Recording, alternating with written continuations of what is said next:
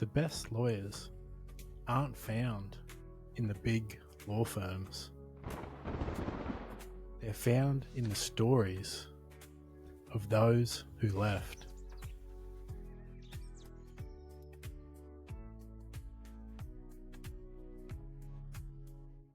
Hello, listeners and viewers of the Sell Life for Lawyers. Today I've got someone who, in my opinion, I don't think I'm yet to meet Cullen in person, but he's one of the most infectious, in a positive way, people I've met via LinkedIn.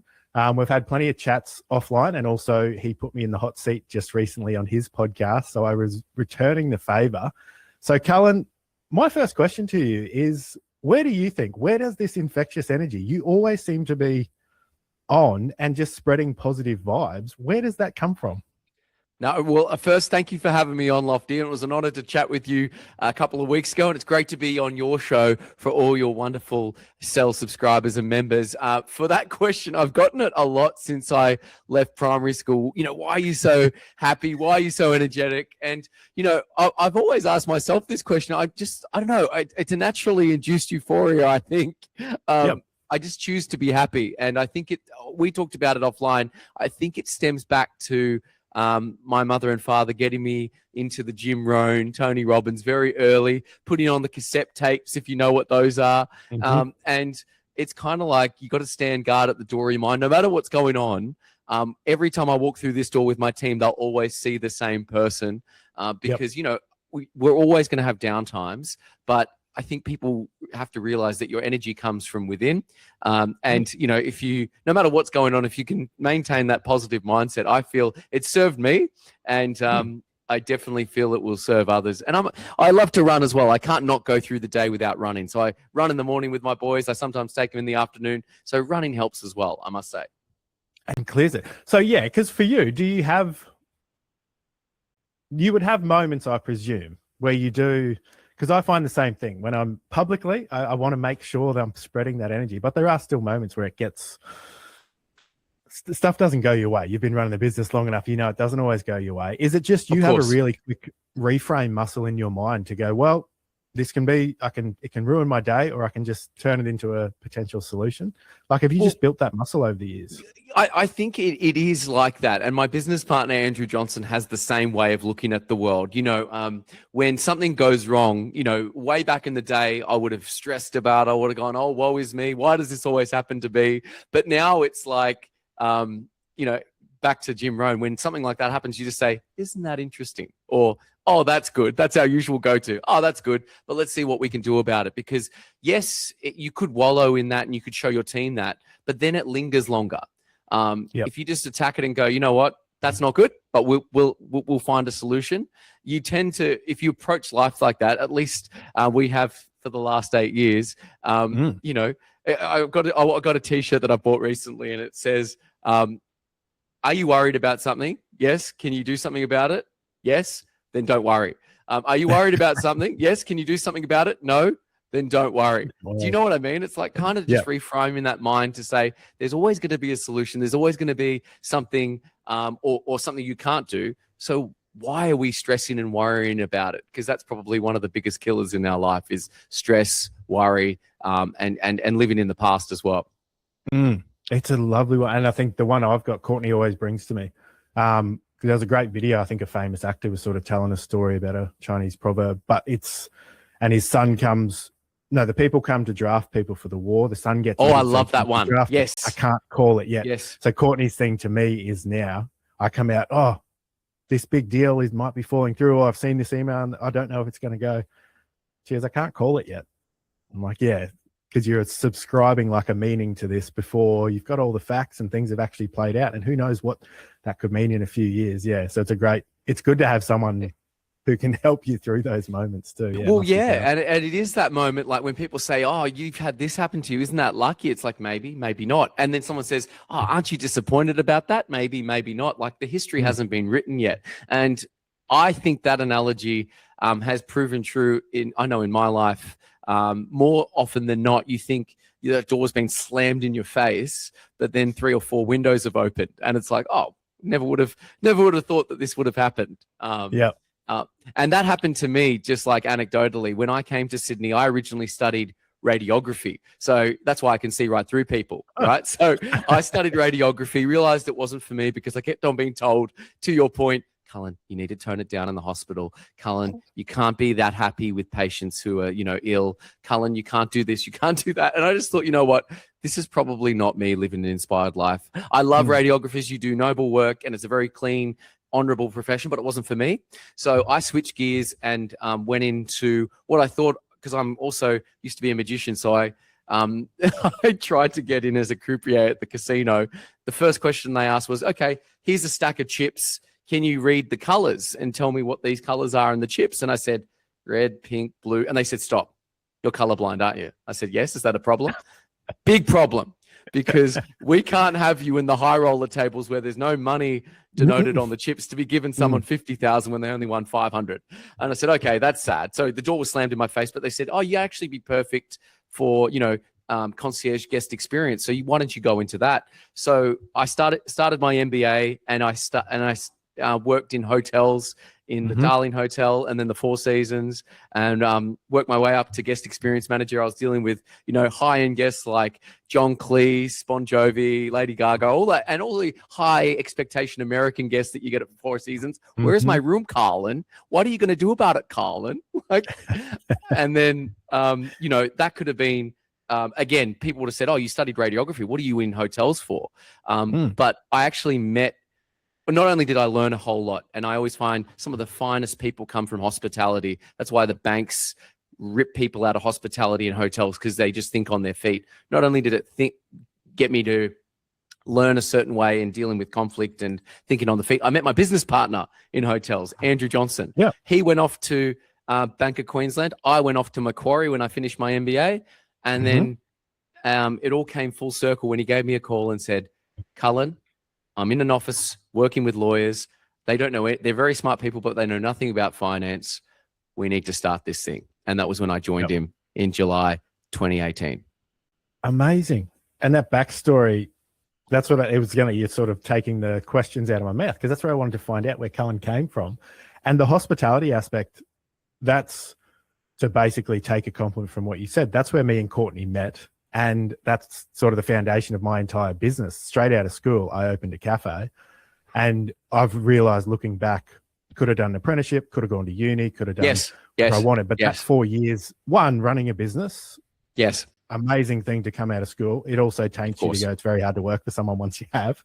But the hospitality aspect, just serving people. Like, I am there. Yes, they're only giving me $5 a cup of coffee, but what I found was it was my ability to influence the community, that I would have policemen, lawyers, doctors, all these different people starting their day with us. And I go, how much of an impact can you have when you get to see the entire community in about a 2-hour space? And if we put good vibes out to it, that's what I taught all the staff. Like, we're actually having a massive impact on our community in that thing. And that level of service I've found because I obviously interview so many lawyers now, when I go right back in their history and I see some hospitality, the way they serve their clients, there's a different level. And sort of, I tell any graduates and stuff, like, if you've worked in Macca's, do not hide your hospitality experience. Like, absolutely not. Make it there, because trust me, the right people are looking for it, and they're going, this is a powerful thing once you know how to truly serve people. Absolutely. And, there's a beautiful scene in Life is Beautiful. One of my top 5 movies, if you haven't watched it, about the Holocaust and a man who was a waiter. And his mentor says to him, just remember, you're not a servant, but it's the art of serving. And I think that service is very important now. As much as I, jest, and we dealt with a lot of high expectation guests, and you had to use the magician's choice. Oh, madam, your room's dirty. Do you want a clean room, or I can move you into this room? We actually dealt with some beautiful stories. And as guest experience manager, people were coming to me with, they wanted to propose. They wanted to, celebrate their wedding anniversary. I remember one which was quite heartbreaking. The man had terminal cancer, but his wife wanted to celebrate one last time together. So I set up the room like it was their first time. And, I always remember that moment, because I remember the email she sent me afterwards and said, I think it was a couple of months later, and said, Barry passed away peacefully in his sleep, but I just wanted to thank you for that time you gave us. And it broke my heart thinking of it. But, if I had gone to work and not put my full self into that moment, it probably would have been a different experience. So it definitely makes you a less selfish person and more of a selfless person when you work in hospitality and hotels, I must say, and cafes, case in point. Yeah. No, it's incredible. So the business, it was obviously saw the market need for the professionals. Has it all been straightforward, or how was the first few years getting established? Look, it's a good question. And I'd say, like any business, when we started, we got a lot of no's. No, you can't partner with us. You're too young, both in business, and we were very young as well. We looked like we just got out of high school. We got, we had no real, finance backing. We had no clients. We couldn't take anyone from the bank that we knew. So what we did was we did have something that was free to use, that if you invested time, you would get whatever you put into it, and that was LinkedIn. And we just started on LinkedIn. We started with our first video. We filmed a heretical 8-minute long video of us talking about lenders mortgage insurance. But you know what? It got us to start doing something differently. We were probably one of the first adopters of video on LinkedIn. Now everyone uses video, but we were doing it when no one was doing it. We worked out that if you do a sub 60-second video and you keep it really sharp, you can really cut through. And we started just posting every week. Then it was every day. Then at my peak, I was doing 7 to 10 posts a day. But while we were doing that, we were messaging clients and building rapport. And we got into some meetings that we never should have. Our longest serving clients are still with us. They're partners and barristers who we met 8 years ago are still our clients. We never would have been able to get there through LinkedIn.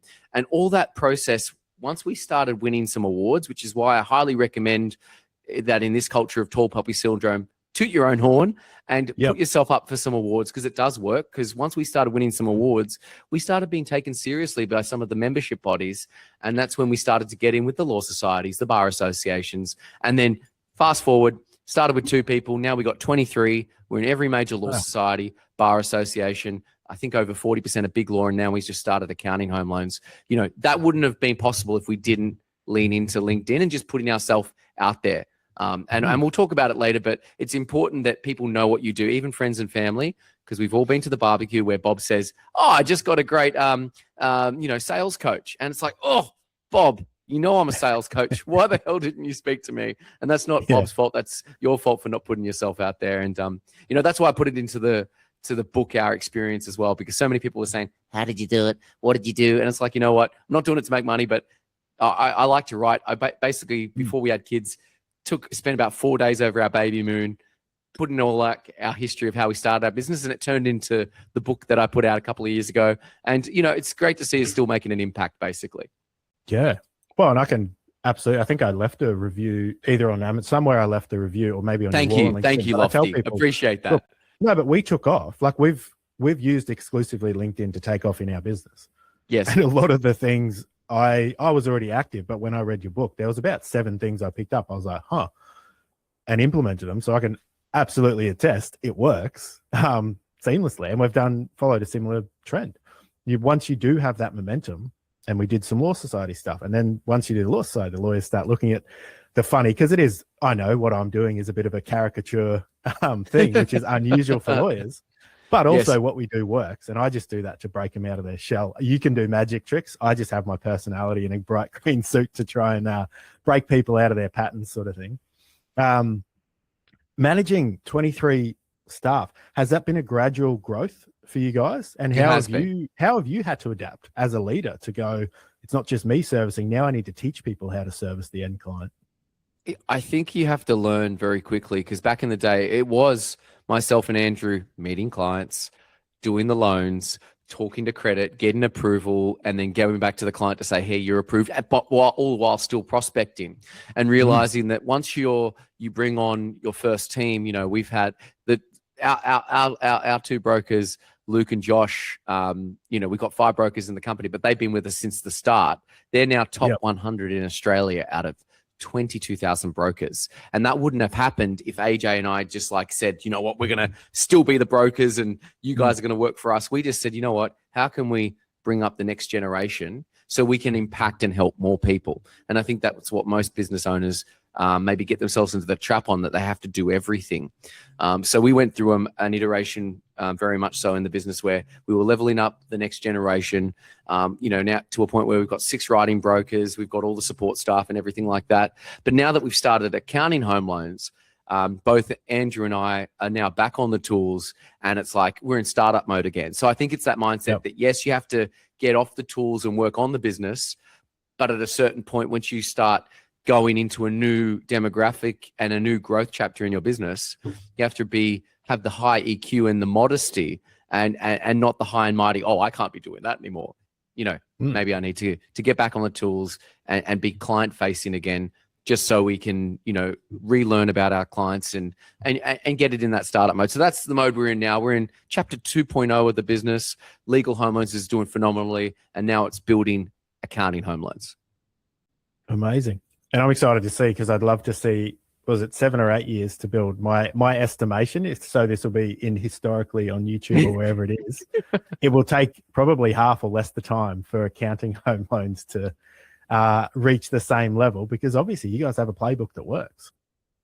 Well, yeah, and we're just trying to, and I think we've seen that, now that we've had the back in illegal home loans, we're able to get into some institutions with the accounting side that would have taken us 3 or 4 years, took us the first year to get in, and then the second year. And now we're already doing some major partnerships, which we're announcing shortly. So it is very, very exciting. And, we want to make it clear that we are still very much involved in legal home loans. That is still going strong. There's 88,000 lawyers out there that we still want to add value to. It's a separate business, accounting home loans. There's 200,000 accountants, but both demographics, very intelligent people, both get very similar things in terms of lending, and a very similar hierarchy in the firms, associate, senior associate, special associate, and then counsel, all the partner and everything like that. So it's all happening, Yeah. Well, and on that, I want to do a bit of tactical stuff, because we're obviously, for us, we're focused on helping the lawyers start their own business. Yes. Big decision to make is when you start your business. Of course. Ordinarily won't take you seriously for a few years. But also there's 14,000 effectively sole practitioner or less than two principal firms in Australia. It's the actual largest number of firms. 80% of firms are these small ones. Yes. I want to ask you, what's the 3 things lawyers aren't aware of that by simply having their practicing certificate and being admitted to the role, they can get some advantages? No, it's very kind of you there, Lofty, for shining a light on it. And it's why we started our business. So the main thing that lawyers get in the market, the very first thing I tell them is, apart from all the schemes out there, first home buyers, guarantors, etc., you can buy with just a 10% deposit up to 90% the value of the home, as long as you've got a practicing certificate. And there are 6 banks that do that now, 6. And some of them have income metrics where you have to be earning over a certain amount. The other ones, there's 2 of them in particular. They may be blue, they may be red and black. They don't require you to be earning a certain amount. They just need that practicing certificate and title of lawyer. So that's the very first thing. No matter how much we scream it from the rooftops, there are still people that say, oh, I've never heard of you and I've never heard of that. And that's on us. We need to make it clear that that's available. The second thing I'd say is that as much as you want to cut out the middleman, if you walk into a bank, you are 100% going to get that one bank's product. Please, please, please. You don't even have to use us. Please use a trusted expert like a broker, because the whole idea of using a broker is that they are looking at the whole market rather than just that one bank. That bank might not, and we had this all the time. We had clients walk in direct to the bank that offered the product of the 90%, didn't get offered it, paid lender's mortgage insurance, and then had to sue the bank after we told them to get their money back. Or they were told that, you can't get lending until you have 2 years financials as self-employed, which is not true. You can get it on at least the first 12 to 18 months. So yeah, you're going to get the whole suite of options when you speak to a broker. There's over 30 to 40 lenders that they have. And then the last thing I'll say is, people often ask, then how are you different? Well, we're legal home loans. We don't do any illegal home loans. We only do the legal kind. We are the only broker for lawyers in Australia. That's all we do, is legal home loans through our legal home loans brand. And because of that, I'm sure, what was it, George Orwell, who said, he may have, I'm paraphrasing, but he said, all brokers are equal, but some are more equal. That is certainly the case with us, because of the volume of lawyers we look after, we tend to we're platinum brokers. So it goes accredited, elite, gold, elite, and then platinum, top 1% in Australia. We are that top 1%. So we tend to get preferential rates, turnaround times, and credit policies. I like to say we give our clients the unfair advantage, which at the end of the day is what they want. And if you do the application yourself, it's 31 billable hours doing the application yourself, walking into a bank. So offshore that time so you can do even more work. Little schematic there. And thanks for asking the question there, Lofty. No, and I love that. I love it when someone knows their client so well they can put it in the language to go 31 hours, average 500 an hour. That's a $15,000 saving. Why would you not sit down with me for 30 minutes and I'll go do all 15 minutes. Just give me 15 minutes. No, that's fantastic. Now, next one. This one is actually one that you asked me last week to change the pace a little bit. But what's your legacy, or what do you want to be remembered for? I really appreciate that, Lofty. And yes, I don't get asked that question. I ask it all the time. I think what I'd love now that I'm a father is I don't have to be famous or on the world stage. I just want to be important to my wife and my two sons, to know that I made their life better being their dad. As a provider, as a father, I was present. Those two, and the memories that in times with my wife, my family is how I measure my life. Because at the end of the day, when you're on when you shuffled off the mortal call, they're not going to say, "Hey, he was a great broker. He wrote so many loans." But they are going to say, "What kind of person were you?" And so I hope they know that I'm doing my utmost as much as, and you're probably finding the same thing with your family. It's to be present in the moment is hard. So when you come home, I'm doing my utmost to be, it's dad time. On the weekends, it's dad's time, and I'm doing my best to add value to my clients, my team during the day, but leave that legacy with my family. And at the end of the day, my wider legacy is to leave this place and leave people better than I found them. And I hope I do that. Oh, and I'm certain you do. And it's and I know we both seem to have read a lot of the same books and listened to the same tapes, because it's that Zig Ziglar with that southern drawl, as he says. Yes. When you're a traveling salesman, you're on the road and you think you should be at home. And when you get home, you think you should be on the road, making money for the family, and you're neither here nor there, and you're never in the moment that you are. And I always remind myself that is just to be there. How do you, because you've obviously got quite a bigger organization. And I had a similar thing that I shared. My same thing was the family. And I've prioritized, and we've even built our business in a way that at this point, I don't have the capacity to manage employees and stuff, because we have our son and there's a bit of extra needs there. Of course. But what do you put in place? Like, what guardrails, I guess, do you put in place so you are a present father? Because this is something lawyers struggle with so much, whether mum or dad, leaving work at home because it's such a stressful job. How do you just sort of clock off or be present and just be in that moment with your kids and your wife? No, it's a great question. And I would say, having built a team over the last 8 years, we've got very smart people that work with us. But, we also want to foster work-life quality. So we have a 60-40 split here. So, we 3 days in the office, 2 days at home. So there's a very flexible work from home. There's very much a culture of, we do not want you staying back until 7, 8, 9 o'clock. So it's not like most times 5:30. Most people are leaving because they get so much done during the day, and that's with the help of AI as well. And also so having a great team, make sure you've got a culture of flexibility, not the hard hustle grind boiler room culture. Because if people love what they do and they can get it done during the day, there is no point you working till 6, 7, 8 o'clock. What I would say though is I'm doing an utmost every morning to get up with the boys, go for a run in the cemetery with them. That gives Madam a break to have half an hour to an hour by herself, getting ready for the day. I can have time with them. I get a coffee with them. I get them baby chinos. I also run the dog. I get exercise. So yes, that time takes away from me getting into work earlier, whereas I used to get into work at 7, sometimes 6:37 in the morning. Now I'm getting in at like 8, 8:30, but I've given my family time. I'm still in the office ready to go. And I'm also able to get the things done during the day. And I also say it is work-life quality, not work-life balance.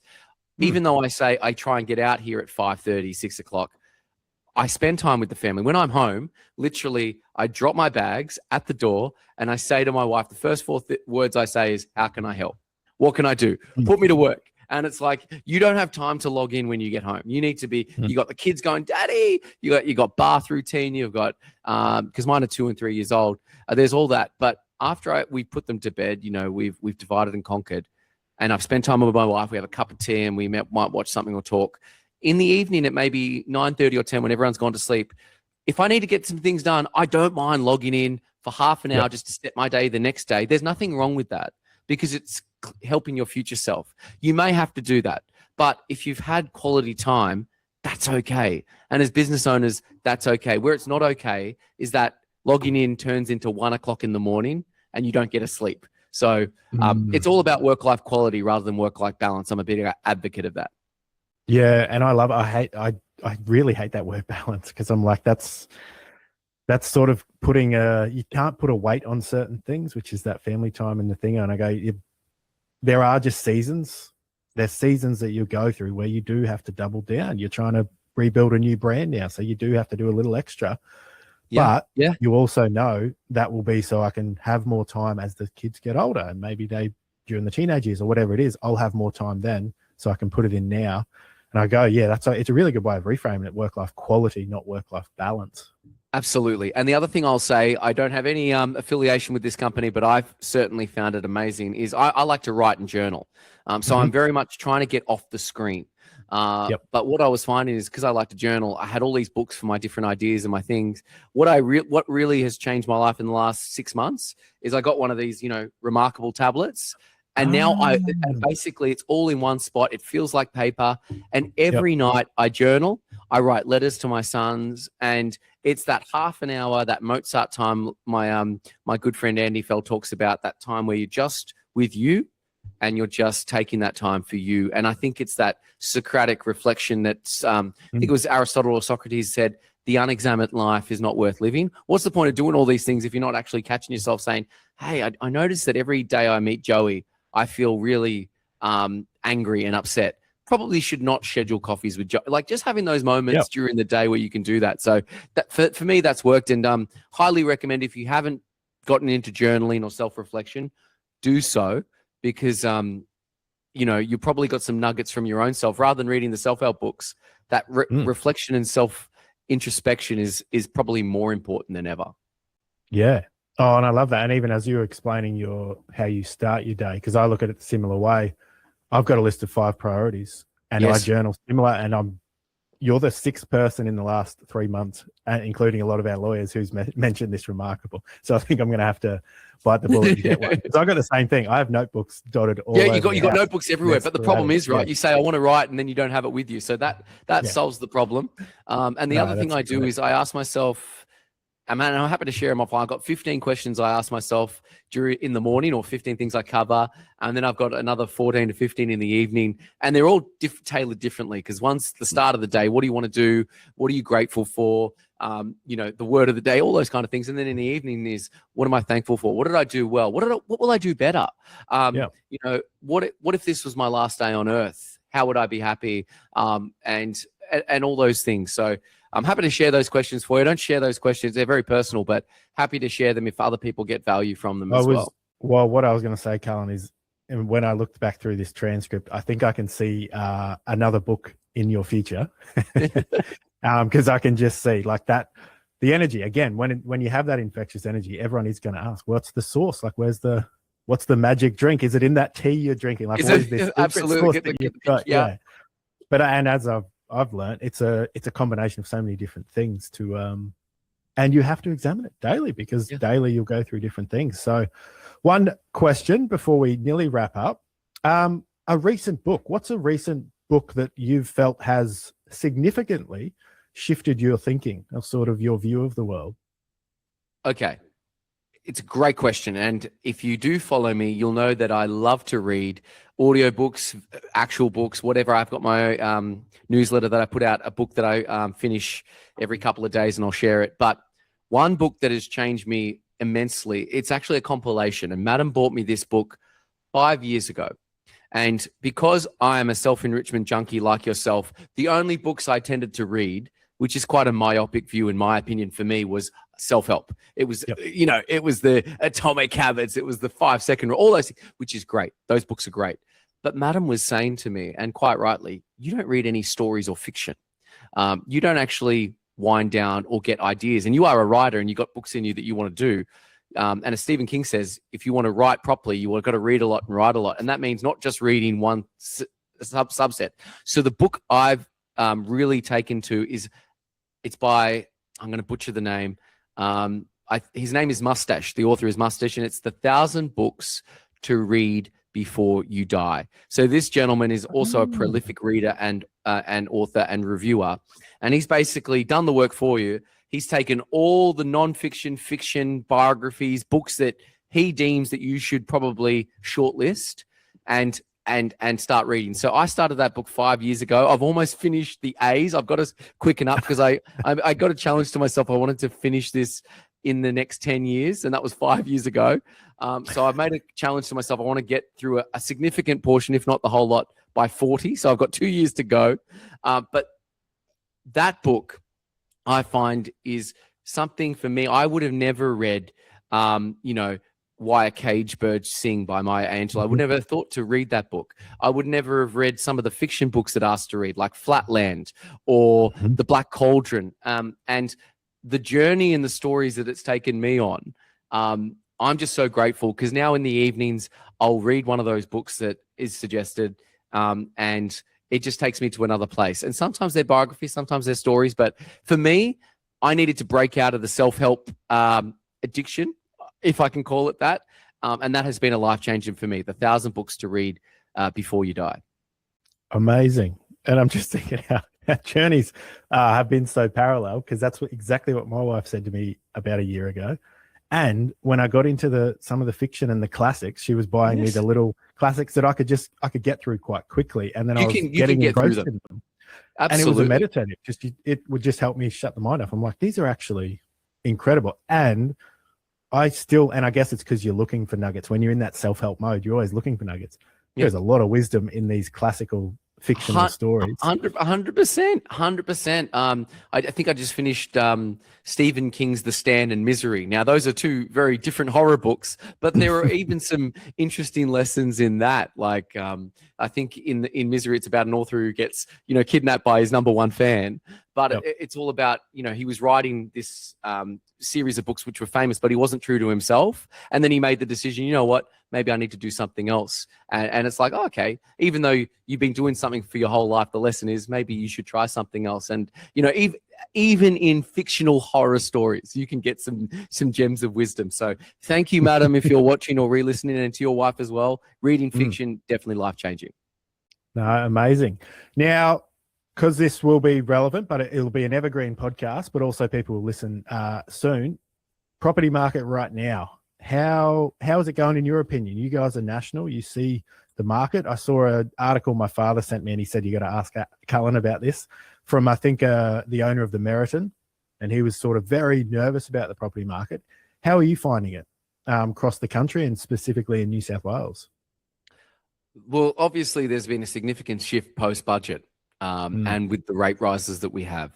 People are naturally scared. They're spooked. It had a very visceral reaction and quite tangible, noticeable reaction on borrowing power when they announced the budget. So investors, if you could borrow, say you had a certain income and you had a portfolio, we had instances where people were pre-approved up to $1 million for their next loan or about to bid at auction. They announced the budget, no more negative gearing, $500,000 less in borrowing power. That's significant. And that is having a flow-on effect in terms of the availability of stock, how many people are actually buying homes. So we've seen in certain areas 5, 10, 20% drops. They're even saying 30% drops in the AFR. Now, you can't believe everything you read, but we are seeing it. Even lawyers, everyone thinks that lawyers are rich. They're fine. Lawyers are getting affected just like everyone else. And it's not even investors. Owner-occupier buying their first home or next home are sitting on the fence going on, is now the time. So I would say, Lofty, that it is an interesting time in the market. We're hoping that the rates do eventually go down. I saw an article from NAB to say that we'll be at 3.6 by the end of next year, and we're currently at 4.35% cash rate. I saw another article that says we're going to have 2 more rate rises, and that was by Westpac. So all I will say is that Chinese proverb, we are living in interesting times. And that is certainly the case right now. But my advice, it's not financial advice, but it is, if you're looking at getting in the market, do yourself a favor, get your pre-approval. At least know what you can borrow, because we see it all the time. People that were going to buy in COVID, they didn't buy in COVID. And then you talk to them now, we're looking at places like, have you got your pre-approval? No. Well, what are you doing? Because when you speak to one of these agents, real estate agents, and you're talking with them and you say, hey, I've got an offer. I want to pay 1 million. It'd be great to buy a house in Sydney for $1 million, but buy $1 million. And they say, do you have your pre-approval? Yes. You are elevated in their eyes. But if you say, I got to talk to my bank, got to talk to my broker, you go down in the list. 1 in the hand's worth 2 in the bush. So get your pre-approval, costs nothing, lasts for 90 days, and can always be rolled over every 90 days, every 3 months. Yep. And the final question, because I'd love your take on this, because you are running 2 very successful businesses now. You're out there, you're talking to so many different people. AI is transforming the economy. There's no doubt it's going to. And these new technological things as they come in, plus government changes. Where do you see things in, say, 3 years? Where can you see the business changing? Will there be significant changes in your business, or do you see it's going to remain the same? Maybe things will just speed up a little with AI. I think it is definitely going to change. And, I have a bugbear with the industry of brokers. As much as I love all the broking industry and the 22,000 of us, every time market share reaches a new level, they're always beating their chest. We've reached 79% of loans written through brokers, 80% of loans written through brokers. Now, I used to work in a bank, so I've got a very much a banker mindset. The banks watch these announcements and they go, how can we win back market share? So just be warned. My prediction is banks are hungry to get their clients back. As much as they love winning business through brokers, they obviously have to pay a commission. So all the banks are working on ways to use AI to get more direct clients. So as brokers, as providers of your service, you need to be leveraging technology to be relevant, to be fast, and to maintain your foothold in the market. So we are delving deep into AI. We're investing in tools that, we've invested in one that, previously a task took us 3 hours to get things done, and now took us 10 minutes. 10 minutes.